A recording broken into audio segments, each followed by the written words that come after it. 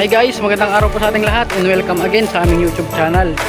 Ngayon nga po is andito po tayo ngayon sa Pusurubyo, kung saan po may tumawag po sa amin para po ipakita po yung gagawin nilang concrete pan. Kung saan po dati pong kulungan ng baboy. Tara, samahan nyo ko.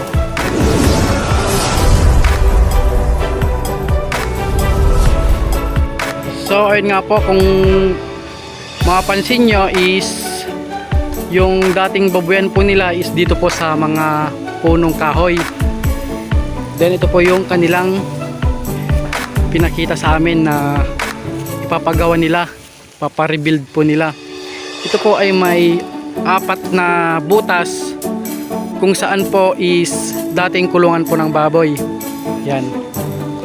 Pero ang gagawin po dito is renovate po. Kailangan po nilang ayusin po talaga kasi po kung mapapansin nyo is meron pong mga butas, then medyo marupok na po yung mga semento. Kung mapapansin nyo, yumuyug-yug na po sila, kaya kailangan po talagang ulitin po ito. Pero yung pwesto po nila is maganda naman, malayo po sa kabahayan. Then pag gagawa po sila ng drainage system is marami pong pagtatapunan na lugar, hindi po maaabala yung mga kapitbahay nila.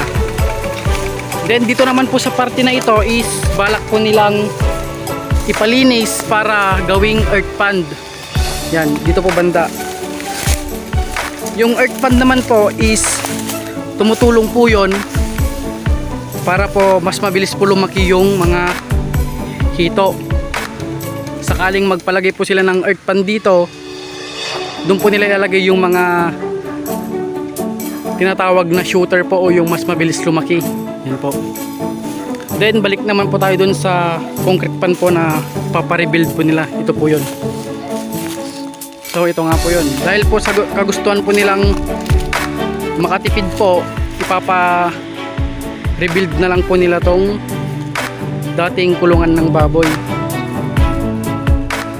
Kung tutuusin naman po is ang problema lang po dito is yung mga poste, yung sa gilid-gilid. Wala pong poste yung ginawa nilang kulungan ng baboy dati. Yan. Then dito naman po sa loob is ayos naman po kasi may palitada na po na dati. Yan. Pasok po tayo. Then dito rin po is yan na rin po yung gagawing kanal kung saan po pag nag 100% po tayo ng tubig is pupunta yung mga hito dito. Yan. Ang kulang na lang po talaga is mabuild po yung mga pader, yung poste po, yung mga end ng box po. Yun po yung kulang, yung mga poste. Yung dito naman sa kabila is ganoon din. May kanal na po siya. Ang kulang din is yung poste lang din. Yun lang po. Dahil sa kagustuhan po nilang hindi po gumastos ng malaki, kaya po ipapaayos na lang po nila tong ginawa nilang babuyan dati. Ayan. So ayun lamang guys.